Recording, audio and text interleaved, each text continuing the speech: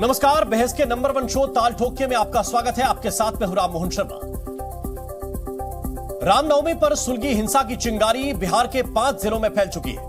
हालांकि अब तक 100 से ज्यादा लोगों को गिरफ्तार किया गया है, लेकिन जिस तरह उपद्रवियों ने तांडव मचाया उसके आगे पुलिस प्रशासन बेबसी नजर आया और यह लाचारी अब भी नजर आ रही है, जिसकी तस्दीक नालंदा और सासाराम में जारी हिंसा से हो रही है। नालंदा के बिहार शरीफ और सासाराम में 2 दिन से फायरिंग और बमबाजी जारी है, जिसमें 3 दर्जन से ज्यादा लोगों के घायल होने की खबर है। बिहार शरीफ में तो फायरिंग में एक शख्स की मौत भी हुई है। हालात बेकाबू होने के बाद कई संवेदनशील इलाकों में अर्धसैनिक बलों की तैनाती की गई। हिंसा की इन घटनाओं पर केंद्रीय गृह मंत्री अमित शाह एक्शन में है। बिहार के नवादा से उन्होंने हिंसा के लिए नीतीश सरकार को जिम्मेदार बताया और आरोप लगाया कि नीतीश कुमार हालात को संभाल नहीं पाए।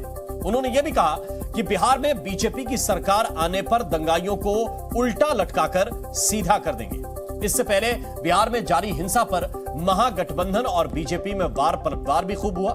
जेडीयू ने हिंसा के लिए बीजेपी को जिम्मेदार बताते हुए कहा कि बिहार में गोधरा नहीं बनने देंगे, तो वहीं आरजेडी ने आरोप लगाया कि बीजेपी की ताकत घृणा और नफरत है। इस पर बीजेपी नेता और केंद्रीय मंत्री गिरिराज सिंह ने पलटवार करते हुए आरोप लगाया कि बिहार सरकार तुष्टीकरण की राजनीति कर रही है, तो वहीं केंद्रीय मंत्री अनुराग ठाकुर ने कहा कि बिहार में जंगल राज लौट आया है। तो बिहार और बंगाल में जारी बवाल के बीच बड़े सवाल यह हैं कि क्या सुशासन ऐसा होता है, और यह सुशासन है तो बिहार क्यों सुलगा? नीतीश सरकार वहां मौजूद क्यों नजर नहीं आई जहां पर यह हिंसा हो रही थी? समय क्यों लगा इसे कंट्रोल करने में? जुलूस के बाद से आखिर क्यों जल रहा है बिहार और बंगाल? यह भी बड़ा सवाल है। हिंसा का खेल क्या बिहार और बंगाल में सिस्टम हो गया फेल? सवाल यह भी कि बेखौफ दंगाई ये आग किसने लगाई? दंगे से टेंशन आखिर कब होगा बड़ा एक्शन? ऐसे ही तमाम सुलगते सवालों पर हम ठोकेंगे ताल, लेकिन उससे पहले आपको दिखाते हैं एक अपडेट रिपोर्ट।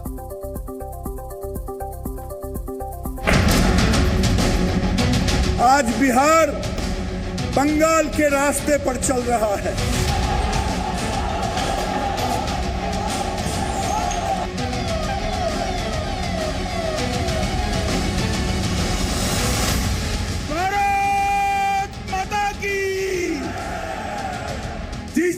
सरकार में जंगल राज के प्रणेता लालू प्रसाद यादव की पार्टी उपस्थित हो, वो सरकार बिहार में शांति ला सकती है क्या? बताइए, ला सकती है?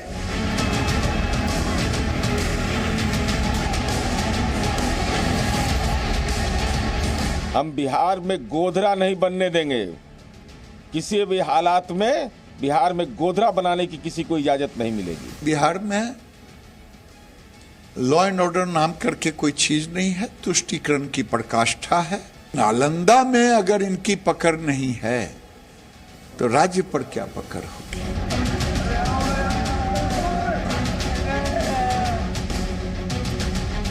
तेजस्वी यादव और नीतीश कुमार के चलते जो जंगल राज आया है, वो दुर्भाग्य है कि बिहार एक बार फिर खराब परिस्थिति की ओर जा रहा है। ममता दीदी सो रही हैं, एक वर्ग को संरक्षण प्रदान कर रही हैं। भारत माता की।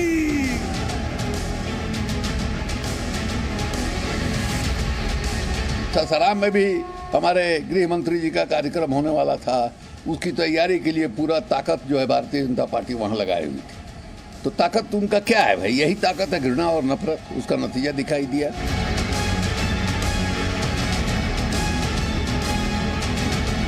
आदरणीय नीतीश कुमार जी तुष्टीकरण की राजनीति में इस प्रकार से उनकी सरकार असक्षम हो गई है कि ऐसी सुनियोजित ढंग से की गई हिंसा को रोक नहीं पा रहे हैं।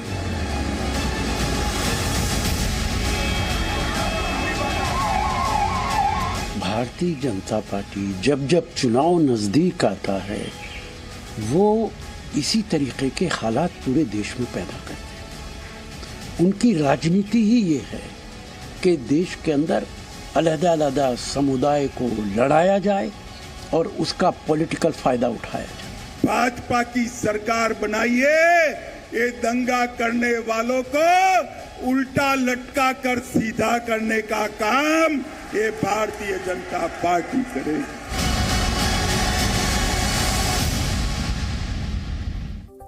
सवाल कई हैं और उन सवालों के जवाब देने के लिए कुछ खास मेहमान इस वक्त हमारे साथ जुड़ रहे हैं। प्रेम रंजन पटेल इस वक्त हमें ज्वाइन कर रहे हैं, प्रवक्ता हैं भारतीय जनता पार्टी के। हमारे साथ अभिषेक झा इस वक्त जुड़ रहे हैं, प्रवक्ता हैं जेडीयू के। चितरंजन गगन इस वक्त हमारे साथ हैं, प्रवक्ता हैं आरजेडी के। डीके दुबे हमें ज्वाइन कर रहे हैं, राजनीतिक विश्लेषक हैं। और कलीमुल हफीज दिल्ली AIMIM के अध्यक्ष कुछ देर के बाद हमें ज्वाइन करेंगे। लेकिन चितरंजन गगन, पहला सवाल आपसे, और सवाल बहुत सीधा और सपाट है कि 3 दिन हो गए और कल भी फायरिंग की जिस तरह से खबर आई, कल जिस तरह एक व्यक्ति की मौत की खबर आई, आप लोग तो कह रहे थे कि सब कुछ सामान्य कर लिया है, कोई दिक्कत नहीं है।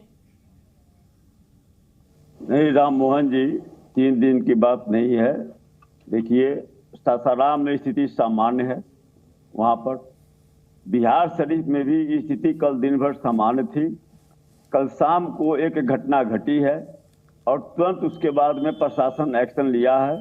और एक्शन लेने के बाद में जो भी जिन लोगों का भी नाम उसमें आया, जो भी उसमें संलिप्त पाए गए हैं, उन सब लोगों को अरेस्ट कर लिया गया है। लेकिन सवाल राम मोहन जी यह है कि जहां बिहार शरीफ की जो घटना घटी है, जहां पर बिहार शरीफ के बगल में ही हिसुआ है, वहां से चंद किलोमीटर की दूरी पर, और आज वहां पर भारत के गृह मंत्री जी आदरणीय अमित शाह जी का कार्यक्रम था। भारत के आदरणीय केंद्रीय मंत्री गिरिराज सिंह जी का वहां पर था और लोग भी थे। और आप भाषण देखिए, बिहार शरीफ जहां पर ये लोग कह रहे हैं कि यहाँ स्थिति नियंत्रण में नहीं है, हालांकि झूठ बोल रहे हैं लोग, लेकिन वहां से चंद किलोमीटर दूर पर हिसुआ में जो भाषण माननीय गृह मंत्री जी का हुआ और माननीय केंद्रीय मंत्री गिरिराज सिंह जी का हुआ, आप देख लीजिए, जिस ढंग से ललकार रहे थे, जवाब देने के लिए ललकार रहे थे गिरिराज सिंह जी, माननीय गृह मंत्री जी वहां पर अब इससे का संवैधानिक पद पर बैठा हुआ व्यक्ति अगर वह संवैधानिक मर्यादाओं का उल्लंघन करता है तो इसे दुखद क्या होगा। अब माननीय गृह मंत्री जी वहां पर कह रहे हैं सासाराम उनका कार्यक्रम क्यों नहीं हुआ, या वह जाने। ऐसे तो चर्चा है कि चूंकि जगजीवन राम जी का नाम हरिजन छात्रावास से हटा दिया गया, इससे आक्रोश है वहां के दलितों में। लेकिन जो भी कारण हुआ, और भी कई कार्यक्रम उनके थे जो रद्द हुआ, लेकिन वहां पर माननीय गृह मंत्री अगर कह रहे हैं कि सासाराम में लोग मारे जा रहे हैं, गोलियां चल रही है, अश्रु गैस छोड़े जा रहे हैं, सवाल है कि वहां पर जो है सो लाठी चार्ज भी नहीं हुआ सासाराम में, और भारत का गृह मंत्री अगर जो है सो सार्वजनिक मंच से ऐसी बातें बोले कि यहाँ से आप गोलियां चल रही है, लोग मारे जा रहे हैं, अब इसका क्या असर पड़ेगा। माननीय गृह मंत्री जी ने बोला, या तो एक राष्ट्रीय मीडिया पर यह न्यूज बन जाएगा, अब बाहर में तो लगेगा कि बिहार। तो चितरंजन गगन ये बताना चाह रहे हैं कि कोई गोली नहीं चली सासाराम में, पुलिस ने उपद्रवियों को नहीं खदेड़ा, गिरफ्तार नहीं किया। नहीं, आप क्या बताना गिरफ्तार करना खदेड़ना वो अलग बात है। तो बिना खदेड़ा जाएगा क्या? एक प्रमाण बता दीजिए कि पुलिस ने गोली चलाई हो, एक प्रमाण बता दीजिए कि वहां पर टीयर गैस छोड़ा गया हो, एक प्रमाण बता दीजिए कि यहाँ की कोई मारा गया हो। तो फिर यह माननीय गृह मंत्री अगर ऐसी बातें बोलेंगे सार्वजनिक मंच से कि लोग मारे जा रहे हैं, गोलियां चल रही है, टीयर गैस छोड़े जा रहे हैं, तो यह दुर्भाग्य होगा उस देश का। और एक बात सही में, यह बिहार है, बिहार को गोदरा बनाने की कल्पना अगर किसी ने की है, लेकिन तो शायद वह भ्रम में है। नहीं, बिहार है। ये भी बताएं कि सासाराम में कितने लोगों की गिरफ्तारी हुई है? गिरफ्तारी वहां पर हुई है लगभग 2 दर्जन लोगों की गिरफ्तारी हुई है। सबसे ज्यादा गिरफ्तारी हुई है बिहार शरीफ में। नहीं, इनकी गिरफ्तारी इनको बिना खदेड़े हो गई। जो 2 दर्जन आप बता रहे हैं गिरफ्तारी हो गई, गिरफ्तारी तो तभी होगी जब कुछ अप्रिय काम कर रहे हो। नहीं राम मोहन जी, एक चीज बताइए हमको, गिरफ्तारी और खदेड़ना और दूसरी तरफ मारा जाना, गोलियां चल रही है, टीयर गैस चल रहे हैं, नहीं तो गोली नहीं चली सासाराम में। आप क्या कहना चाह रहे हैं? नहीं, कोई भाजपा के किसी साधारण कार्यकर्ता का यह बोली नहीं है। भारत सरकार के गृह मंत्री बोल रहे हैं कि सासाराम में लोग मारे जा रहे हैं, गोलियां चल रही हैं, टीयर गैस चल रहा है। अब यह बताइए, सवाल है कि जिस सासाराम में एक भी गोली नहीं चली। आप ये कह रहे हैं कि जितना बड़ा करके गृह मंत्री दिखा रहे हैं इतना बड़ा नहीं हुआ, हालात वहां पे ठीक ठाक थे और गृह मंत्री उसको बड़े कैनवास पे दिखाने की कोशिश कर रहे हैं, उतना बड़ा नहीं हुआ। मैं जवाब ले देता हूं उस पर बीजेपी से। इसका तो असर पड़ेगा ना, आप कहीं ना कहीं जो दंगा भड़काने का प्रयास कर रहे हैं। अब मानिए गिरिराज सिंह जी कह रहे हैं केंद्र के मंत्री यहाँ संवैधानिक पद पर बैठे हुए हैं और प्रेम रंजन पटेल जी प्रवक्ता है भारतीय जनता पार्टी के, मैं उनके पास जा रहा हूं आपकी बात का उत्तर लेने के लिए। प्रेम रंजन पटेल जी, सासाराम में वो कह रहे हैं कि आंसू गैस के गोले छोड़े नहीं गए, गृह मंत्री उसको कोट कर रहे हैं, वहां पर फायरिंग की बात कर रहे हैं। ये सब केवल बढ़ा चढ़ाकर दिखाने की कोशिश कर रहे हैं, बिहार को बदनाम कर रहे हैं आप लोग। राम मोहन जी, ये सच वो बता रहे हैं कि शुरुआती दौर में ये जानबूझ करके दंगा को भड़कने दिए, जानबूझ करके इस प्रकार का स्थिति बनाए ताकि अमित शाह जी का कार्यक्रम न हो सके, बाधित हो। इसलिए कि पहले से तय था, अमित शाह जी लगातार बिहार आ रहे थे, उनका दौरा हो रहा था, ये चौथी बार बिहार आए हैं और जिस प्रकार का उत्साह उनके आने से लोगों में हो रहा है, जिस प्रकार के कार्यक्रम हो रहे हैं, जन सैलाब उमड़ रहा है उनके कार्यक्रमों में, इसमें घबराहट में आकर करके सरकार ने वो तय दोनों जगह सासाराम में और हिसुआ में कार्यक्रम था, तो ये जानबूझ करके दंगा भड़काया गया। जब रामनवमी का जुलूस निकल रहा था उस समय प्रशासन क्या कर रही थी? प्रशासन मूक दर्शक बनी हुई चुपचाप थी, कहीं कोई व्यवस्था नहीं थी। रामनवमी का जुलूस जब जाता है और मस्जिदों से उनके ऊपर पत्थर फेंके जाते हैं, जबरदस्ती उनके ऊपर गोलियां चलाई जाती है, उनको भड़काया जाता है, तो आखिर जो है चुपचाप तो बैठेंगे नहीं। दोनों तरफ से अगर स्थितियां बेकाबू होती है और छोड़ दिया गया जानबूझ करके कि स्थिति ऐसी बन जाए कि अंतिम में अमित शाह जी का कार्यक्रम को रद्द करना पड़े, 144 लगा दिया गया और बाद में कहते हैं ये लोग मुकर रहे हैं कि 144 मैं नहीं लगाया हूं। अरे भाई, वहां के एसडीएम ने बताएंगे, आप बताएंगे? वहां के एसडीएम, हमारे पदाधिकारी जो सासाराम में बैठे थे, उन्होंने डीएम से मिलकर के, एसडीएम से मिलकर करके सारी स्थितियों से अवगत हुए और उन्होंने कहा कि 144 लगा दिया गया है, सारे जो ऐसे इंटरनेट को बंद कर दिया गया है। उस स्थिति में गृह मंत्री कैसे वहां जाते? क्या जो ऐसे देश के गृह मंत्री हैं, संवैधानिक पद पर बैठे हुए हैं, जिस शहर के अंदर में दंगा हो रहा हो और जानबूझ करके वो कराया जा रहा हो, और इससे अगर ज्यादा कुछ और अधिक हो जाए तो फिर उनके ऊपर आरोप लगाएंगे। एक तो बिना उनके गए और आरोप लगा रहे हैं और उनके जाने के बाद आरोप, इसलिए उन्होंने कार्यक्रम को वहां जाने से मना कर दिया, रद्द किया है। ठीक है, चितरंजन गगन जी उत्तर दीजिए। मोहन जी, इसके पहले 3 बार अमित शाह जी बिहार का दौरा कर चुके हैं और अमित शाह जी का दौरा करने से बिहार पर कोई असर पड़ने वाला नहीं है। अगर सासाराम में इसलिए रद्द हुआ तो जो सो एसएसपी का कार्यक्रम क्यों रद्द हुआ? भाजपा कार्यालय में उनका कार्यक्रम क्यों रद्द हुआ? क्या भाजपा कार्यालय में दंगाई घुसे हुए थे? वहां दंगा था। जो अमित शाह जी पटना में रहते हुए, होटल मौर्या में रहते हुए और भाजपा कार्यालय में नहीं गए, वहां पर सारी तैयारी हो गई थी। दूसरी बात जो कह रहे हैं अभी प्रेम रंजन जी कि हाँ साहब वहां पर एसडीएम से, डीएम का बयान है, डीएम का बयान है, वहां बिहार पुलिस का ट्वीट है, आप देख लीजिए कि 144 नहीं लगाया गया है। और सच्चाई यह है कि कल इनके नेता गए हुए थे, इनके माननीय प्रदेश अध्यक्ष जी वहां पर गए हुए थे। डीएम ने बताया कि कितने डीएसपी की पोस्टिंग की गई, कितने मजिस्ट्रेट की पोस्टिंग की गई, कितने अर्धसैनिक बलों को डिप्यूट किया गया, जो सुरक्षा की व्यवस्था जो प्रोटोकॉल के अनुसार होना चाहिए। चाहते हैं बिहार के मुख्य सचिव इस मामले को लेकर इस वक्त प्रेस कॉन्फ्रेंस कर रहे हैं, उनकी बात दर्शकों के लिए सुनना आवश्यक है। जरा ये बात सुनिए।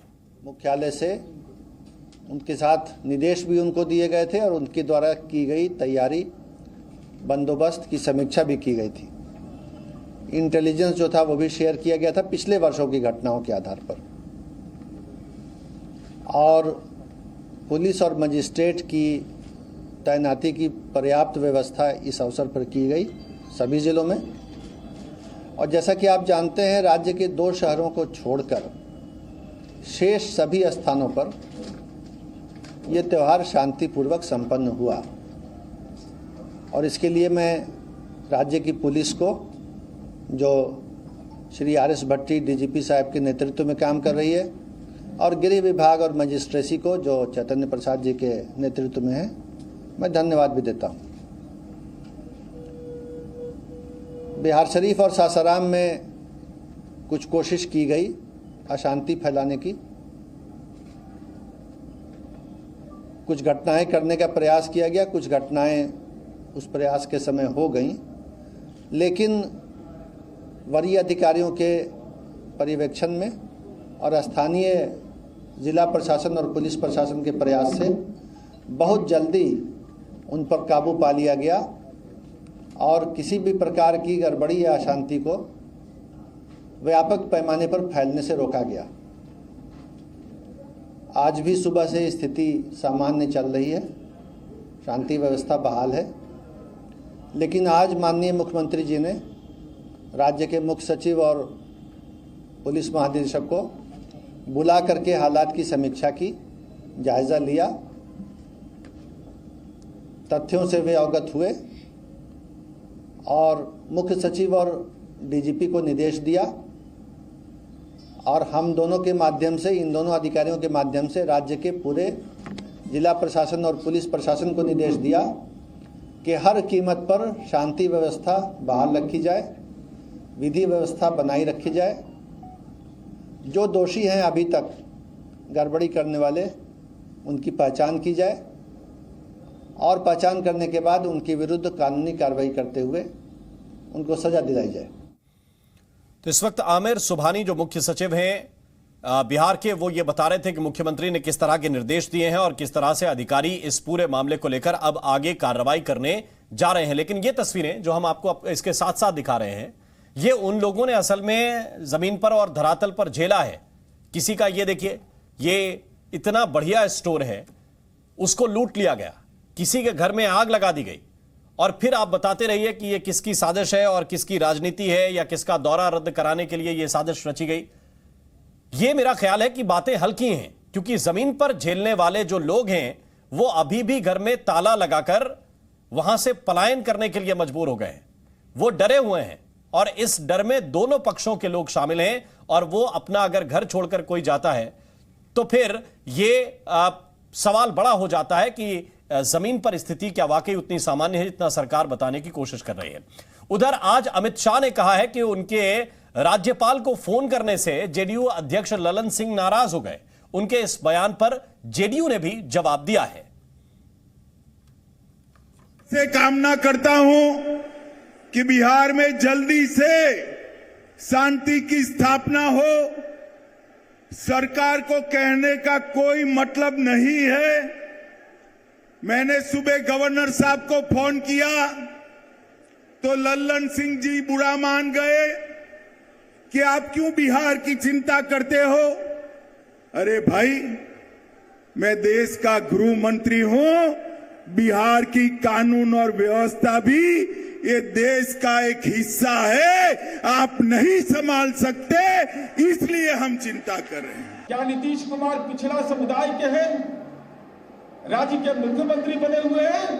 पिछड़ा समुदाय का व्यक्ति क्या आपको मंजूर नहीं कि माननीय नीतीश कुमार जी निर्वाचित मुख्यमंत्री से आपने बात करना सही नहीं माना और आपने महामहिम से बात की और यही कार्य संस्कृति आपका बंगाल में रहा है।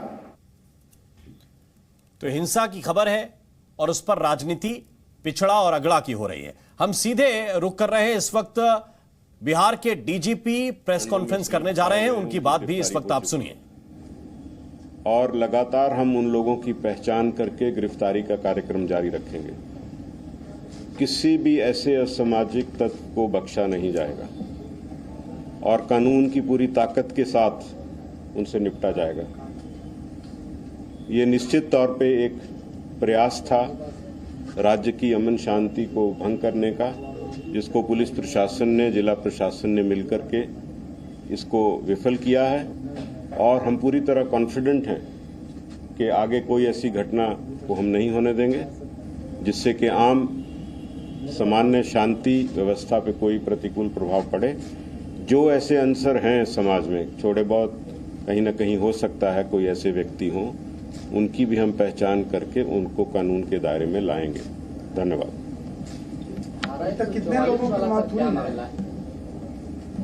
एक ही व्यक्ति की मौत हुई और वो आपको मालूम है उसमें भी हमने कांड दर्ज करके गिरफ्तारियां की हैं। और बाकी कुछ नई बात इसमें यह है कि जो सासाराम में कुछ लोग बम से जख्मी थे, कल रात में ही हमने यहां से FSL की टीम और डॉग स्क्वाड को भेज करके सुबह 5। तो डिटेल्स बिहार के डीजीपी भी इस वक्त शेयर कर रहे हैं और हम लगातार इस मामले को लेकर इसलिए चर्चा कर रहे हैं क्योंकि इस तरह के हालात बनने नहीं चाहिए, खासतौर से जब त्योहार में हो, लोग त्योहार मनाने के मन से निकले हों और फिर उनके सामने इस तरह की आगजनी की तस्वीरें आएं तो स्वाभाविक तौर पर उनका मन खिन्न होता है, परेशान होता है और सबसे ज्यादा उन्हें झेलना पड़ता है जिस इलाके में इस तरह के हालात बनते हैं। इंटरनेट की सेवाएं बाधित होती हैं, लोगों का कामकाज प्रभावित होता है और उनके साथ दिक्कतें कई तरह की हो जाती हैं। हमारे साथ डीके दुबे साहब इस वक्त जुड़े हुए हैं। डीके दुबे साहब, बिहार की सरकार कह रही है कि हमने समय रहते सब कुछ नियंत्रित कर लिया और इसके लिए बिहार के मुख्य सचिव को आपने सुना होगा कि वहां के पुलिस प्रशासन को, इनको सबको धन्यवाद देना चाहिए। आप क्या कहेंगे? देखिए, सरकार के जहां तक मैं समझता हूं दो मुख्य काम हैं। पहली बात तो ये है कि कोई दंगा न होने दे, सिक्योरिटी ये सरकार की जिम्मेवारी बनती है। अगर रामनवमी का जुलूस हजारों हजार वर्ष से हमारे देश में निकल रहा है तो ये सरकार की जिम्मेवारी बनती है कि शांतिपूर्वक वो अपने गंतव्य स्थान तक पहुंचे। क्या सरकार ने उस समय पूरा अपना रोल प्ले किया? दूसरी बात, जब आप रामनवमी पर हमला हो गया था तो सरकार को और सजग हो जाना था कि भाई आगे से एक्टिविटी ना हो, कोई आगे से किसी प्रकार का कोई माहौल खराब ना हो। क्या सरकार उस बात पर उस समय पर पूर्ण रूप से काम कर रही थी या फिर सरकार ये सोच रही थी कि कुछ हो जाए तब हम जाएंगे? क्या वही काम है कि साहब पुलिस तब जाएगी जब घटना हो जाएगी? क्या घटना रोकना सरकार का काम नहीं है? ये प्रमुख सवाल क्या सरकार उनके जवाब देने को तैयार है? क्योंकि रामनवमी कोई ऐसा तो नहीं है कि कल से निकलने लगी हो, परसों से निकलने लगी हो। और आपके पास तस्वीरें हैं, आप शोरूम लूटा जा रहा है, वहां लूट पड़ रही है।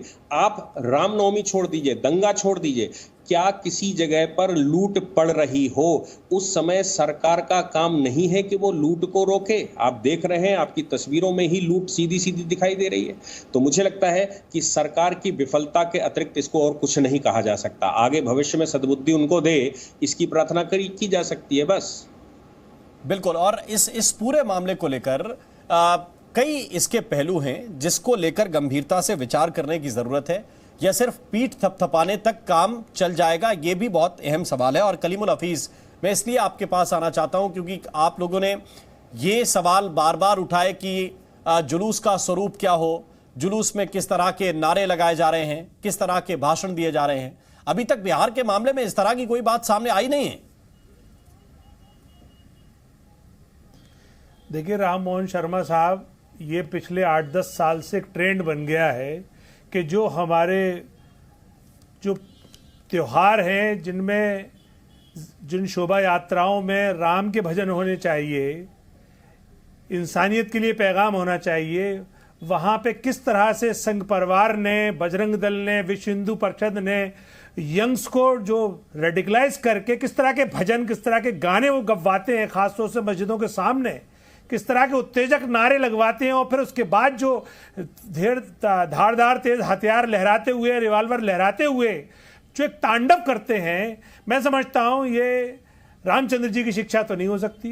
ये रामनवमी की शोभा यात्रा का तो अपमान है। दूसरी बात, ये संघ परिवार बाकायदा इस ऐसी फसल काटता है, इससे 3 उपजें काटता है वो। एक तो वो नफरत को बढ़ावा देने में कामयाब हो जाता है और सांप्रदायिकता चरम पे चली जाती है और ध्रुवीकरण हो जाता है। दूसरा, जो मुसलमान पहले से गरीब है और उसके कारोबार में आग लगा के, उसके मकानों में, दुकानों में आग लगा के उसे 10-20 साल पीछे ढकेल दिया जाता है। और फिर तीसरे नंबर पर फिर तांडव शुरू होता है पुलिस का। वो पुलिस उन्हीं जिनके मकान जले होते हैं, जिनके नुकसान हुआ होता है, उन्हीं को फिर मुलजिम बनाती है, घरों से उठाती है, फिर उनको जेल में डालती है और मुस्लिम नौजवानों को जेल में ठूस कर उनका पूरा जीवन बर्बाद कर देती है। और ये पूरी परिणति, ये पूरा काम पिछले कई सालों से चला आ रहा है। अब जरा स्केल अप हो गया है उसके बाद फिर टीवी पे शुरू होता है, देखो उन्होंने पत्थर मारे, देखो उन्होंने ऐसी बात कही। अरे भाई, जब आप किसी के घर में घुस जाओगे, मारोगे, तो क्या क्या चाहते हो? वो अपने हाथ पीछे बांध ले, आप उसे उसके आगे तलवार उसके ऊपर हमला कर रहे हो, कुछ तो बोलेगा वो। जब वो बोलेगा फिर टीवी पे दिखाया जाता है। देखिए, जो सवाल है, आप किसी के घर में घुस जाओगे, आप किसी के घर में घुस जाओगे तो वो रिटेलिएट करेगा, लेकिन किसी सड़क से शोभा यात्रा निकालना किसी के घर में घुस जाना है क्या? मैंने तो कहा कि बिहार के मामले में ऐसा क्या सामने आया, ऐसी क्या बात सामने आई जो पत्थरबाजी हुई? देखिए राम मोहन शर्मा साहब, हजारों साल से रामनवमी की शोभा यात्रा निकल रही है जी, और कभी कोई ऐसे दंगे नहीं होते थे। ये अब ऐसा क्या हुआ जो इतने लार्ज स्केल पे दंगे होने लगे?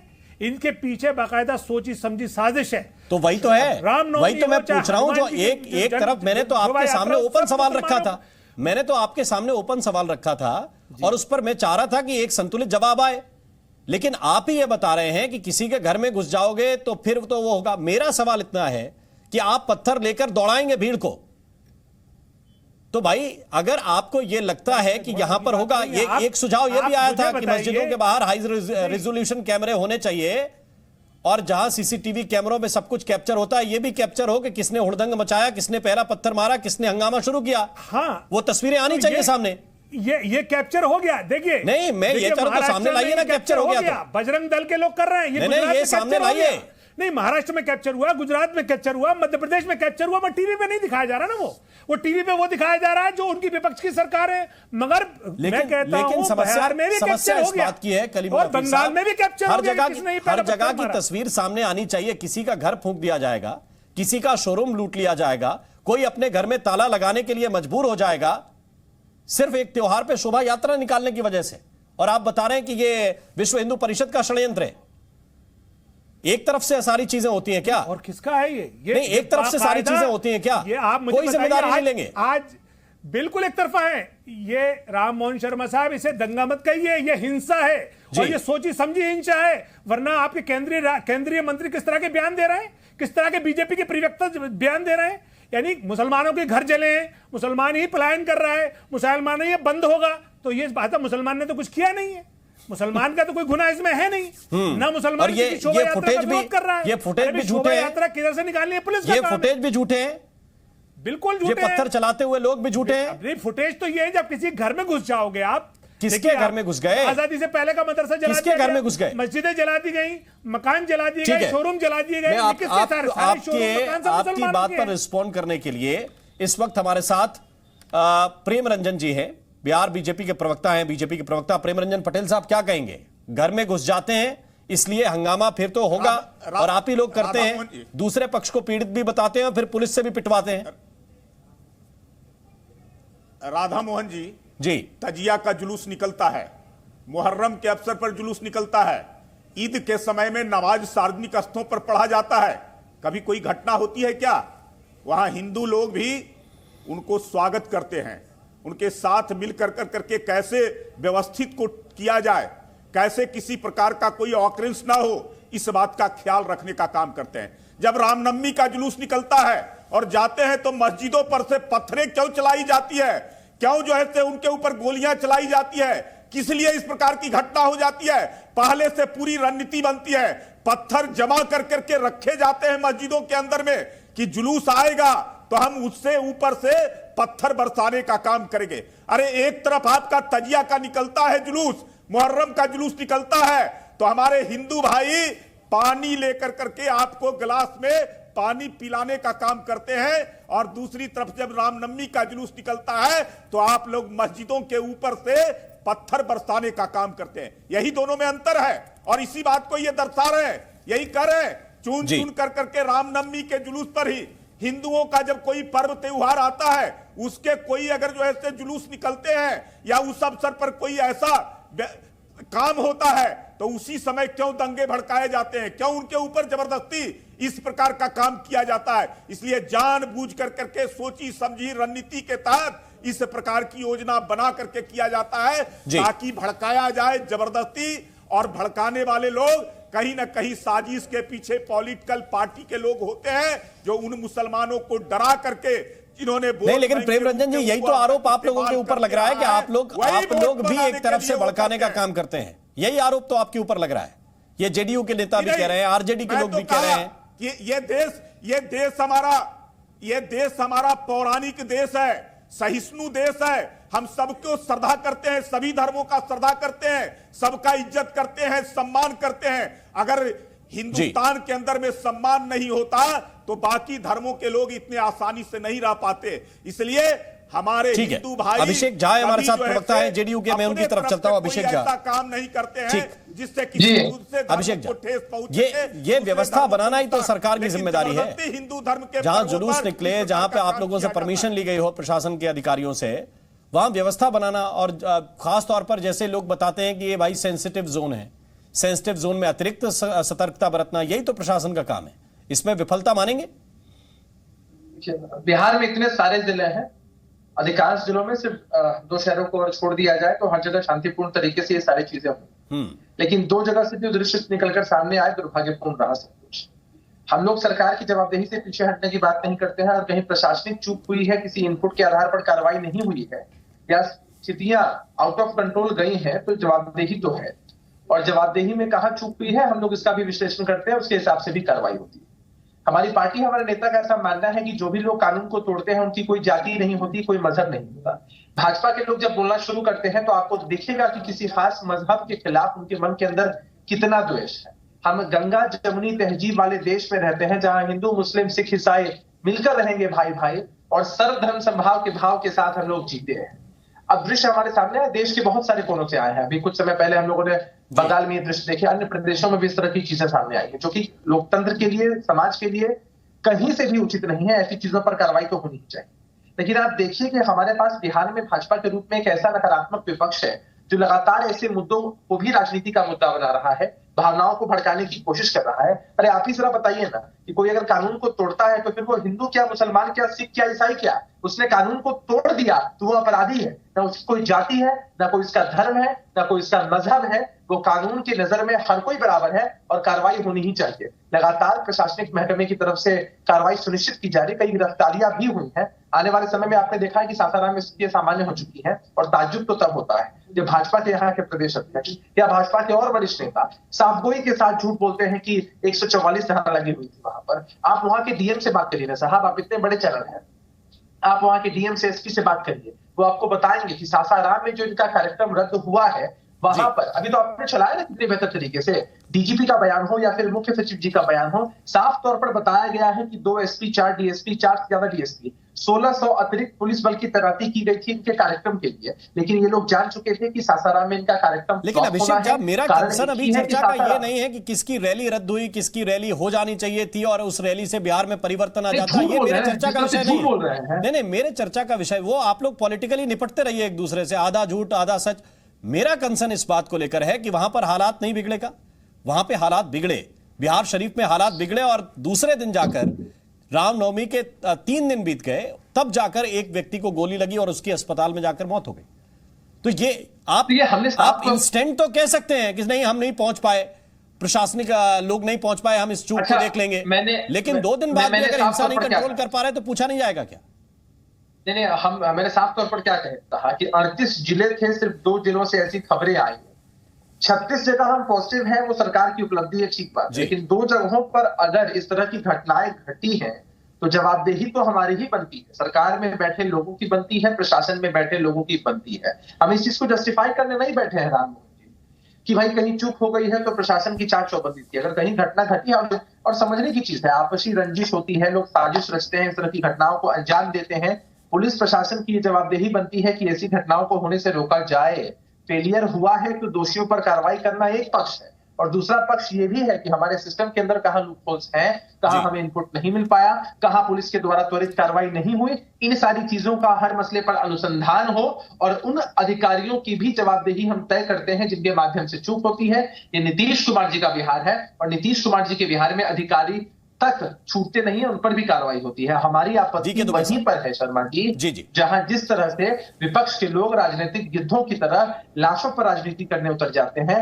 अभी आप सुन लीजिए ना कि किसी भी नेता का बयान सुन लीजिए, गिरिराज सिंह जी क्या बोल रहे हैं, नित्यानंद राय जी क्या बोल रहे हैं। अरे भाई, गृह मंत्री जी के ऑफिस के साथ पूरा कोऑर्डिनेशन था कि भाई सारी व्यवस्था सुनिश्चित कर दी गई थी सासाराम में, क्योंकि चूंकि जगजीवन बाबू की धरती रही है सासाराम, 8 बार सांसद रहे हैं, देश के डेप्यूटी प्राइम मिनिस्टर हैं, उनका अपमान इन लोगों ने किया है, उनके नाम पर छात्रावास का नाम बदल दिया, तो वहां के लोग तो नहीं आने वाले थे इनके कार्यक्रम में। अभी प्रेमरंजन जी चिल्ला चिल्ला कर बोल रहे थे कि सासाराम में व्यवस्था नहीं थी, हमारे नेता नहीं जा पाए। अरे अमित शाह जी बीजेपी ऑफिस क्यों नहीं जा पाए? अमित शाह जी क्यों नाराज है भाजपा की इकाई से? तो राजनीति तो करेंगे ना ये लोग, वही राजनीति कर रहे हैं बस। ठीक है डीके दुबे साहब, लेकिन देखिए मैंने पहले कहा कि चर्चा का विषय ये नहीं कि किसकी रैली कहां होनी है और एक रैली से सब कुछ परिवर्तित हो जाएगा कि नहीं होगा, वो फिर उसका टाइम बन जाएगा, फिर जाके रैली वहां हो जाएगी।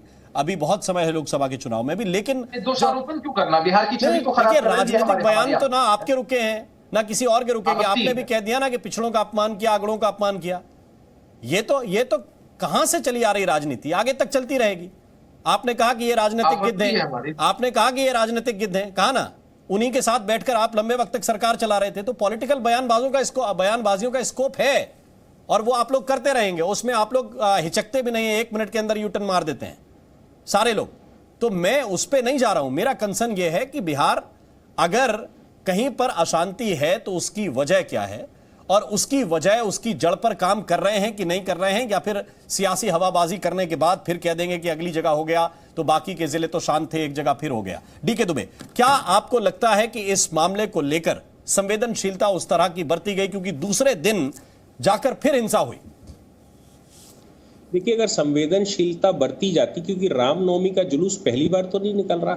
दूसरी बात, जो कलीमुल हफीज साहब कह रहे हैं कि ये बजरंग दल के लोग, ये भाई सलार मसूद ने जब हमला किया था तब कौन सा बजरंग दल था? जिस समय मीर बाकी ने अयोध्या की मंदिर तोड़ा था उस समय कौन सा बजरंग दल था? या फिर 1946 के दंगे हुए थे तो उस समय कौन सा बजरंग दल था? इसलिए ये इनका कहना या इस प्रकार के बयान देना कि हमारे घर में का मतलब रोड पर निकलना, अपना आपका घर है, क्या आप ये मान के चलते हैं कि बाकी देश में इनके जो समुदाय के लोग हैं या जो मानते हैं उसके अलावा किसी को अधिकार नहीं है? दूसरी बार लगातार ये कही जा रही है कि सरकार, अभी आपने मुख्य सचिव का बयान सुना, वो कह रहे हैं इंटेलिजेंस की रिपोर्ट थी। तो मैं कह रहा हूं कि अगर इंटेलिजेंस की रिपोर्ट थी तो फिर आप पहले से एक्टिव क्यों नहीं थे? आपको तो और मुस्तैदी के साथ लगना चाहिए। दूसरी बात ये भी है कि ये कोई आज से नहीं हो रहा, पिछले 1000 वर्ष से इस प्रकार के आयोजनों पर हमले हो रहे हैं, तो क्या उनको मालूम नहीं था? और जो दूसरी बात कही जा रही है कि 38 में से 2 जिले, आप उत्तर प्रदेश देख लीजिए ना, क्या रामनवमी की यात्राएं उत्तर प्रदेश में नहीं निकली? पूरे प्रदेश में निकली। लेकिन क्या हुआ? योगी आदित्यनाथ जी की सरकार मुस्तैदी के साथ लगी हुई थी, या इस प्रकार की सरकारें, उनको मालूम है कि ये सेंसिटिव मामले हैं और इन मामलों में अगर मुस्तैदी से नहीं लगा जाएगा तो ये करेंगे। इसलिए क्या पहले से ये जो सरकार बैठी है उसका दायित्व तो नहीं बनता था? मुझे लगता है कि सरकार ये कहती है कि केवल 2 लोग मर गए। अरे भैया, 1 लोग मर गया, 2 लोग मर गए, दंगे हो गए, किसी के तो घर का व्यक्ति चला गया ना।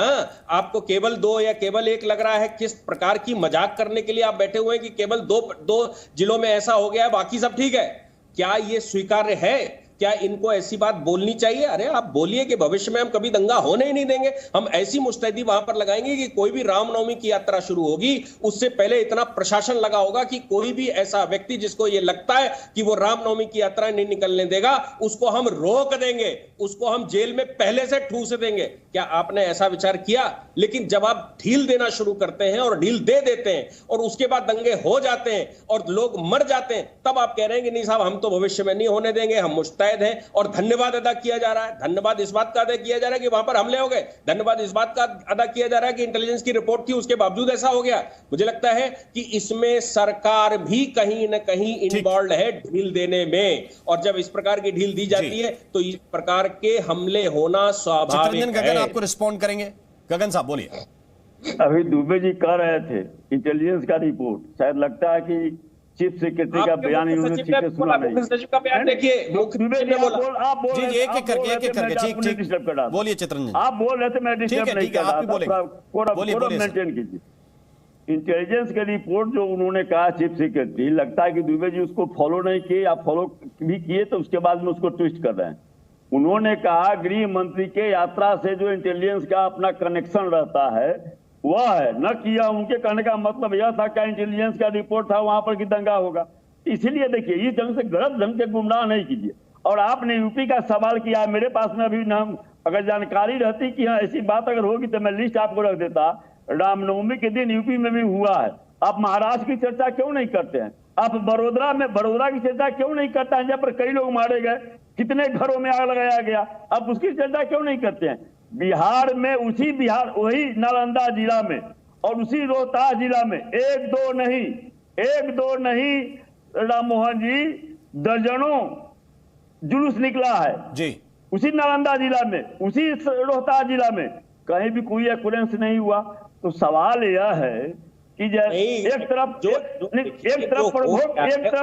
3 दिन लगातार चल रहा है, आप ये सोचिए 3 दिन से चल रहा है, आप 3 दिन से नहीं रोक पा रहे। नहीं दुबे जी 3 दिन से चल रहा है, आप आज गिर रहे, आज कौन सी घटना घटी यह बताइए? कल जो है सो दिन भर में कौन सी घटना घटी? सासाराम में आप बता दीजिए कि 30 तारीख के बाद में कौन सी घटना घटी? 3 दिन से आप रट रहे हैं, गलत इंटरप्रेट नहीं कीजिए। और चूंकि ऐसे ही लोग आप जैसे बुद्धिजीवी नहीं दिखाई दे रहा है दुबे जी, आप जैसे बुद्धिजीवी लोग जब टीवी पर बैठ के इस ढंग से गलत बातों को रखिएगा, बातों को तोड़ मरोड़ कर रखिएगा, इसका असर पड़ता है। आप दंगाई को दंगाई नहीं करते हैं, आप जो है सो धर्म के आधार पर आप बांटते हैं और उसके बाद में आप कहते हैं कि यहाँ से आप शांति। हम लेकिन गृह मंत्री की जिम्मेदारी है पूरे देश में शांति हो, भाषण दे रहे थे और गृह मंत्री जी जो हिंसा में भाषण दिए, क्या हुआ? जो है गृह मंत्री के मुंह से वह शोभा देता है? आप उत्तेजित कर रहे हैं लोगों को, आप रिएक्शन पैदा कर रहे हैं, आप लोगों को आक्रामक बना रहे हैं। यह नहीं, दोहरी चीज नहीं चल सकती। और बिहार में बेचैनी है, इसीलिए बिहार की बेचैनी के लिए आप देख लिए कि यहाँ से 3 यात्रा किए, कोई रिस्पॉन्स नहीं मिला, कहीं कुछ नहीं होने वाला है। तो अब जो है सो अब नया फॉर्मूला ही लागू कर दिए, चलो भाई उत्पात करो, दंगा करवाओ, हिंदू मुस्लिम करो। तो आपका तो चरित्र है, आपका बुनियाद रहा है। नहीं, आप तो रंग ये देखिए, आप फिर पॉलिटिकल आने लगे, अभी आप गिना रहे हैं कि 36 जिले में सामान्य हो गए। उसी नालंदा में जो यात्रा निकली वो कई जगहों पे बड़ी शांतिपूर्ण तरीके से निकली। जी हाँ जी कई जगह शांतिपूर्ण तरीके से निकली। अब अगर वीएचपी बीजेपी सब मिलकर साजिश रच रहे हैं तो वो केवल टारगेट करके सासाराम और बिहार शरीफ को लेकर बैठे थे क्या? वह साजिश नहीं चल पाएगा। नहीं चल पाएगा मैं आपसे ये कह रहा हूं बिहार में किसी भी प्रकार की साजिश नहीं चलने दी जाएगी। दूसरी बात, चित्रंजन गगन ये बताएंगे क्या कि पिछले 3 दिन में कितने बीजेपी के लोगों को, वीएचपी के लोगों को या बजरंग दल के लोगों को उठा लिया आपने साजिश करता हूं? मैं सिर्फ ये जानना चाहता हूं कि देखिए पॉलिटिकली खेलना बड़ा सेफ है ना, पॉलिटिकली खेलना बड़ा सेफ होता है सर, कि भाई इन्होंने किया, इनकी पूरी साजिश। आप ही लोग कहते हैं ना कि जहां कुछ हो जाए तो ये लोग कह देते हैं कि पाकिस्तान वाले कर रहे हैं। नहीं, मैं आपको आपके बयान याद दिला रहा हूं। आप ही लोग कहते हैं कि पाकिस्तान वाले साजिश कर रहे हैं। आपको भी कह रहा हूं कि आप 3 दिन जो रट रहे हैं, रट नहीं रहे सर। अच्छा ये बताइए, ये बिहार शरीफ में गोली कब चली, फायरिंग कब हुई दो पक्षों में, जरा तारीख बताइए। नहीं रट नहीं रहे सर, मैं जानकारी दे रहा हूं आपको। रामनवमी का जुलूस कब निकला मुझे बताइए तारीख के साथ। निकला है 30 तारीख को। 30 उसी दिन हुआ हंगामा, फिर 31 और 1 3 दिन हो गया। आप जब चर्चा कर रहे हैं 4था दिन है। नहीं और 1 तारीख को हिंसा नहीं हुई क्या? नहीं राम मोहन जी रामनवमी के दिन कहीं पर नहीं हुआ है, रामनवमी के कल होके हुआ है, रामनवमी के दिन नहीं हुआ है। रामनवमी के दिन ही ये उपद्रव था, दूसरे दिन क्यों होगा सर? नहीं रामनवमी के दिन कहीं नहीं हुआ। उसी दिन शाम को हालात खराब हुए और उसके बाद से आप लोग कंट्रोल नहीं कर पाए। वरना और क्या कारण है इस झगड़े का, इस फसाद का? और क्या कारण था? वो जुलूस ही तो कारण था। नहीं आज कौन सी घटना घटी सासाराम में? तो ये 4था दिन है ना सर, हमने 3 दिन कहा आपसे, इस पे भी आपको आपत्ति है, बताइए। और कल घटना घटी कि नहीं घटी? नहीं मैं बता रहा हूं कि जब आप आपके मुख्य सचिव बैठ के बता रहे हैं एक व्यक्ति की मौत हुई, वो किसमें हुई? फायरिंग में हुई, जब आप कह रहे हैं गोली लगने से जान गई। आप कह रहे हैं कि 3 दिन से चल रहा है, तो भाई तीसरे दिन अगर हिंसा होगी तो 3 दिन नहीं कहा जाएगा आपको। 3 दिन से हालात खराब है, अगर 3 दिन को 3 दिन कहना गुनाह है तो फिर क्या कहेंगे? नहीं यार दिन भी घटा लूंगे अपने मन से। आप नेशनल मीडिया पर जब भैया मैं पूछ तो रहा हूं कि चित्रंजन गगन जी मुझे करेक्ट कर दें अगर मैंने गलत कहा हो। मैं तो यही कह रहा हूं 30 को शोभा यात्रा निकली, 31 तारीख हुई, उस दिन आप लोग हालात कंट्रोल करने में लगे रहे। नहीं उस दिन अगजनी की घटना सामने आई। 1 तारीख को बिहार शरीफ में फायरिंग हुई, 2 पक्षों में गोलियां चली, 3-4 लोग घायल हुए, 1 व्यक्ति की जान चली गई। बताइए क्या गलत है इसमें? नहीं राम मोहन जी, मैं आज के बारे में पूछ रहा हूँ कि आज बताइए ना कि आज कौन सी घटना घटी। तो आपका दायित्व है सर। नहीं, आप तो आज भी कर रहे हैं ना। अगर कल की घटना पे आज चर्चा नहीं करना चाहते तो बताइए, मना कर दूं, बंद कर दूं? चर्चा कीजिए, चर्चा पर मैं मेरी आपत्ति नहीं है। तो यही तो मैंने कहा कि 3 दिन से जो घटनाएं हुई इस पे क्या आपत्ति है आपको? अरे हुई ना भाई, तभी तो हम बोल रहे हैं। और नहीं हुई तो आप इनकार कर दीजिए। आपके मुख्य सचिव प्रेस कॉन्फ्रेंस में थे, वो इनकार कर देते। मैं सिर्फ ये कह रहा हूं कि डिफेंस में वो चीज आप बोलिए जिस चीज के लिए पूरी जनता बिहार की सुन के कहे कि नहीं, चितरंजन गगन जी ने अच्छी बात कही। आपका तर्क तब साबित होगा जब वहां के लोग जो बैठे हैं सासाराम में और बिहार शरीफ में, वो आपकी बात से सहमत हो जाएं, तो बाकी पैनलिस्ट सहमत हो या ना हो, वो सबका माफ हो जाएगा। नहीं शर्मा जी, एक बात आप जान लीजिए, लोग टीवी देखते हैं, लोग मीडिया देखते हैं, अब उसके बाद लोग नेताओं का भाषण सुनते हैं। घर में भी जो बैठा हुआ है, घर में जो रूम में भी बैठा रहेगा, वह जब सुनेगा माननीय केंद्रीय मंत्री का भाषण सुनेगा कि ऐसे हुआ, स्वाभाविक रूप से वह भयभीत होगा। स्वाभाविक रूप से उसको लगेगा कि हो सकता है घर के बाहर कोई ऐसा स्थिति हो। तो सवाल यह है कि माहौल कौन बिगाड़ रहा है, माहौल किसके द्वारा बिगाड़ा जा रहा है? आप जब माहौल में इस ढंग से भय का वातावरण पैदा कीजिएगा, एक जिम्मेवार पद पर बैठा हुआ व्यक्ति जब गैर जिम्मेदाराना बयान देगा तो आम पब्लिक पर तो उसका असर पड़ेगा। आपके रिएक्शन के लिए प्रेम रंजन पटेल जी के पास चलता हूं। पटेल साहब, क्या ये, मैंने पहले भी कहा था, क्या ये बहुत ज्यादा विस्तार में आप लोग ले जाने की कोशिश कर रहे हैं इस मुद्दे को? चितरंजन गगन जी कह रहे घटना घटी थी, वो कबूल कर रहे हैं, लेकिन कंट्रोल कर लिया गया। राधा मोहन जी, मैंने पहले ही कहा कि ये पूरी सोची समझी रणनीति के तहत ये दंगा को भड़काया गया, जानबूझ करके। इसलिए कि गृह मंत्री अमित शाह जी का कार्यक्रम पहले से लगा था। घबराहट में ये लोग हैं, ये घबराहट में है। जिस प्रकार से 3 बार उनके पहले कार्यक्रम हुआ है, जिस प्रकार का जन सैलाब उमड़ा है, घबराहट में। अरे वही ये बिहार वही राज्य है, वही सरकार है। जब नरेंद्र मोदी जी का सभा गांधी मैदान में हो रहा था, सीरियल बम ब्लास्ट हो रहे थे और उनको मारने की साजिश की गई थी। कोई सुरक्षा का इंतजाम नहीं था। इंटेलिजेंस क्या कर रहा था? आपका प्रशासन वही बिहार है जो अडवाणी जी के रथ को रोका था। समूचा हिंदुस्तान जलाने का काम लोगों ने किया, लेकिन बिहार में जो बिजली भी नहीं जला पाए, वही बिहार है, वही बिहार है। प्रशासन को क्यों नहीं तैनात किए? बार दंगा में झोंकने का प्रयास किया गया, पत्थर क्यों बरसाए गए? ये जानबूझ करके पूरी योजना के तहत साजिश रच करके केंद्रीय गृह मंत्री अमित शाह जी के कार्यक्रम को कैसे बाधित किया जाए, कैसे रोका जाए, ये पूरा साजिश आप लोग का था। पता चल गया है कि बिहार की जनता का उफान आज। ठीक है, मैं वापस आप दोनों के पास आऊंगा। कलीमुल हफीज साहब क्यों नहीं गए? जी, तो माला उला लेकर तैयारी किए हुए थे, पूरा से व्यवस्था किए हुए थे। ठीक है, कलीमुल हफीज साहब, कलीमुल हफीज जी, मैं आ रहा हूं। गगन साहब आपके पास भी आऊंगा, अभिषेक झा भी इंतजार कर रहे हैं अपनी बारी का, पटेल साहब आपके पास भी लौट के आऊंगा। लेकिन कलीमुल हफीज साहब, जो मसले सेंसिटिव हैं, संवेदनशील हैं, उनको संवेदनशीलता के साथ ही सुलझाना सभी राजनीतिक दलों का धर्म होना चाहिए। और अगर ऐसी घटनाएं कई जगहों पर लगातार सामने आ रही हैं, वो बंगाल में भी आई, वो वडोदरा में भी सामने आई, वो संभाजी नगर में भी सामने आई, वो बिहार शरीफ में भी सामने आई और सासाराम में भी सामने आई, कई और शहर हैं जिनका नाम गिनाया जा सकता है। अगर ये सिलसिलेवार चीजें हो रही हैं एक विशेष त्योहार और विशेष शोभा यात्रा को लेकर, तो क्या आपको लगता है कि एक तरफ से ही जिम्मेदारी निभाई जाएगी तो चीजें सुलझ जाएंगी? क्योंकि उदाहरण गिरिराज सिंह ये भी दे रहे हैं कि ताजिए के जुलूस निकलते हैं और हम बड़े सम्मान के साथ उनका एहतराम करते हैं, उनको सबको जितने भी रोजेदार उसमें शामिल होते हैं, मुहर्रम में निकलने वाले लोग हैं, उनको कहीं पानी पिलाया जाता है, कहीं शरबत पिलाया जाता है। तो ये हमारी पुरानी परंपरा की निशानी है। कोई पत्थर लेकर स्वागत करेगा तो कैसे बात बनेगी? देखिए, जब ताजिए का जुलूस निकलता है तो उसमें जो जुलूस निकालने वाले लोग होते हैं वो उद्देलित नहीं होते हैं, ना उनकी ट्रेनिंग होती है कि आपको गुरुवात फैलाना है, इसलिए वहां कुछ नहीं होता। ये जो शोभा यात्रा दिल्ली में निकली थी, शोभा यात्रा, हनुमान शोभा यात्रा, जिसमें जहांगीरपुरी दंगा हुआ था, उसमें बाकायदा पुलिस ने रजिस्टर्ड किया कि विदाउट परमिशन इन्होंने क्यों शोभा यात्रा निकाली। लेकिन उसके बाद दंगा हुआ, दंगे के बाद तमाम मुसलमान अभी तक जेल में बंद हैं। 32 लोगों के खिलाफ केस हुआ, उसमें 26 मुसलमान थे जो आज भी जेल में हैं और 6 मुकदमा दर्ज हो जाए। लेकिन दंगा क्यों हुआ, ये मेरा सवाल नहीं है। करा, नहीं दर्ज किया, वापस ले लिया। मैं क्या कह रहा हूं, वो बीएचपी ने जब धमकी दी दिल्ली पुलिस को, दिल्ली पुलिस ने मुकदमा वापस ले लिया। मैं वही बता रहा हूं, कानून के हिसाब से काम आप राम मोहन शर्मा जी मुझे बोलने दीजिए। अगर कोई बिना परमिशन यात्रा निकालेगा तो दंगा हो जाएगा, ये लिखा हुआ है क्या?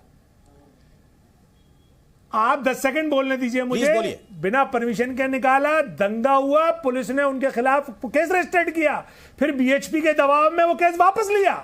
मैं वही बता रहा हूं कि अभी जेडीयू से, आरजेडी के प्रवक्ता से पूछा कि अगर ये सोची समझी साजिश है तो कितने बजरंग दल के और वीएचपी के कार्यकर्ताओं को आपने बंद किया? एक को भी बंद नहीं किया, वरना ये करेंगे। चूंकि इनको भी फायदा होता है, जितना फायदा बीजेपी को होता है इस तरह के दंगों से, उतना ही फायदा इन्हें भी होता है। चूंकि ये मुसलमानों को डरा कर रखना चाहते हैं, वो बहुसंख्यक वर्ग यानी हिंदुओं को डरा कर रखना चाहते हैं। इस पूरी जो हिंसा से सबसे ज्यादा फायदा बीजेपी को और थोड़ा सा कम इन आरजेडी को या जेडीयू को होता है। लेकिन खरबूजा बनता है मुसलमान, वो गरीब मुसलमान जो बेचारा अपने कारोबार से जाता है, अपने बच्चों से, अपने नौजवानों को वो जेलों में देखता है, पैरवी करता है।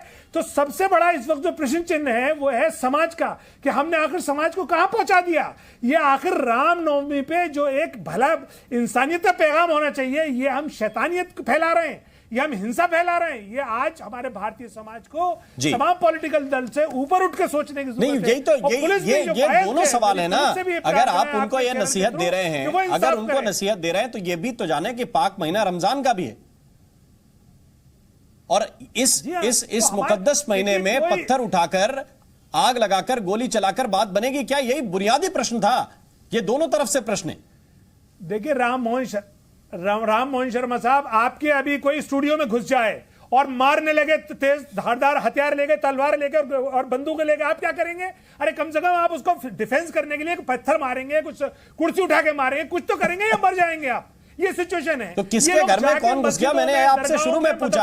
आप फिर इसको इस तरह से इंटरप्रेट करते हैं, आप फिर इसको इस तरह से, किसी के घर में हो जाए, किसी घर में कोई घुस जाए, उसको सेल्फ डिफेंस का अधिकार ये कानून देता है सर। वो सेल्फ डिफेंस में कुछ भी कर सकता है अपनी जान बचाने के लिए, उसमें गलत बात नहीं है। लेकिन कौन किसके घर में घुस गया, आप उसको जनरलाइज क्यों करते हैं चीजों को, और फिर कहते हैं कि वो खरबूजा हम बन गए। बताइए, मस्जिद के आगे हमें नुकसान हो गया, मस्जिद के आगे बॉम्बे में, मस्जिद के आगे संभाजी नगर में, मस्जिद के आगे बड़ोदरा में, मस्जिद के आगे, अरे भाई जुलूस निकलता है, अगर कोई जुलूस निकल रहा है, आपको नारेबाजी खल जाती है भाई। ताजिए के जुलूस में मैं आपको गाली दूं तो आपको बुरा नहीं, बिल्कुल। अगर कोई गाली दे, अगर कोई अपने देवता के जयकारे के नारे लगाए तो क्या तकलीफ है भाई? कोई किसी को गाली दे, स्वाभाविक है कि नाराजगी बढ़ेगी। कोई किसी को गाली दे, नाराजगी बढ़ेगी। देखिए देवता, लेकिन एक दो घटनाओं को छोड़कर ये ज्यादातर जगह होता नहीं है। अच्छी बात है। नहीं, देखिए ना तो देवता के नारा से कोई एतराज है, देवता का नारा लगाना तो अच्छी बात है, वो तो लगेगा ही, जुलूस निकल रहा है उसका। बुरी बात यह है कि जब आप दूसरे धर्म के खिलाफ बुरे और उत्तेजक नारे, गाली वाले आप मतलब गाने चलाते हो, डीजे पे चलाते हो, और आप ये देखिए ना, ये खुला नंगा नाच। तो यही तो मेरा सवाल है सर, फिर पुलिस प्रशासन किस काम का? मैं क्या कह रहा हूं आपसे, फिर पुलिस प्रशासन क्या काम का? तो फिर आप उधर डिफेंस में चले जाते हैं। पुलिस प्रशासन की जिम्मेदारी यही है ना कि वो साथ उस जुलूस के चले, व्यवस्था बनाए। कहीं उत्तेजक नारे लग रहे हैं या उत्तेजक गाने बज रहे हैं तो उनको रोका जाए। यही व्यवस्था बनाने वालों का काम है, यही लॉ एंड ऑर्डर की जिम्मेदारी है। अभिषेक झा, क्या ये इस तरह की घटनाओं को हर जगह के लिए जनरलाइज किया जा सकता है जो कलीमुल हफीज कहने की कोशिश कर रहे हैं? या वो ये भी कह रहे हैं कि आपको भी एक तरफ से फायदा होता है, मुस्लिमों को डराइए तो आपको भी लाभ होगा? मैंने उनकी बातों से मैं इत्तेफाक नहीं रखता हूं। मैं समझ सकता हूं कि उनकी पार्टी का एजेंडा है, उनकी मजबूरी है, इसलिए वो इस तरह की बातें कहते हैं जिससे वो हर किसी को क्रिटिसाइज कर सके। अरे भाई, किसको ये अधिकार है कि ये सर्टिफिकेट बांटे कि इस मजहब के लोग निर्दोष हैं और इस मजहब के लोग ही ईमानदार हैं, इनके साथ जाती हुई है? तस्वीरें कई बार हम सबों के सामने आती है कि किस मजहब के लोग पत्थर फेंकते हैं, आगजनी करते हैं। मैंने शुरुआत में ही आपको कहा था, अपराधी की कोई जाति और मजहब नहीं होती है, और राजनीति में कुछ लोग होते हैं जो इसको पॉलिटिसाइज करते हैं, मजहब को जोड़कर देखते हैं और खास करके किसी मजहब को डिफेंड करने की कोशिश या प्रोवोक करने की कोशिश करते हैं ताकि लाभ हो सके। अरे भाई, किसकी जान गई और किसने गोली चलाई, जब प्रशासन अनुसंधान करके बताएगा तो हो सकता है कि किसी हिंदू की गोली से किसी मुसलमान की जान चली गई, प्रशासन भी शामिल हो, किसी मुसलमान की गोली से किसी प्रशासन तो खुद प्रशासन की मौजूदगी में सारा गलत काम हो रहा है। अभिषेक झा जी, प्रशासन की मौजूदगी में सारा गलत काम हो रहा है। प्रशासन अगर रोक ले तो ये गलत काम ही नहीं होता। अब आप टीवी पे आके तथ्य दे सकते हैं। तो आप अगर राजनीतिक मुद्दा बनाएंगे, खास तौर से जोड़ेंगे, ये कहीं उचित नहीं है। देश की जनता को ये कतई अच्छा नहीं लगता है। दोषी कोई भी होता है, मौजूदगी में गलत काम हो रहा है, सीसीटीवी फुटेज मौजूद है, तमाम रिपोर्ट मौजूद है, वीडियोस मौजूद है। अगर आप नहीं मानेंगे तो ये बात की प्रॉब्लम है। किसने दिया है कलीमुल साहब, आपको ये अधिकार किसने दिया है कि आप इसको मजहब से जुड़कर ही देखें?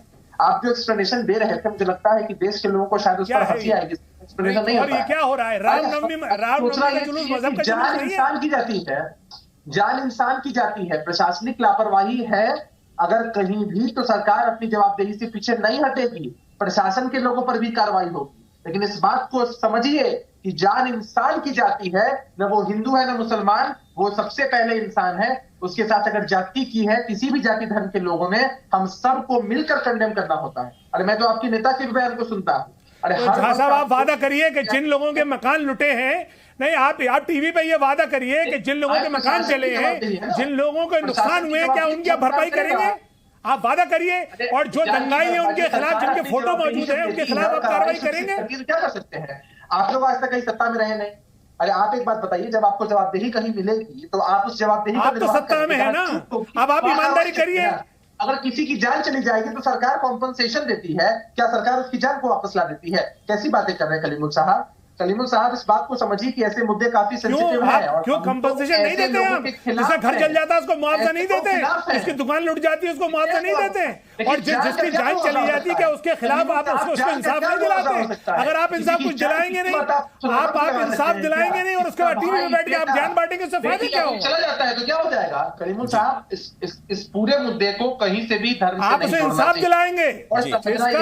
जो बंदा जान से चला जाएगा उसको इंसाफ दिलाएंगे। ये नहीं कि रात के 12 बजे उसी मासूम को उठा के आप बंद कर देंगे। मेरा एक छोटा सवाल है आपसे, कोई भी देश की कोई भी सरकार हो, अगर किसी की जान चली जाती है, मुआवजा देती है राशि के हिसाब से, तो क्या वो राशि उस जान के मुकाबले है?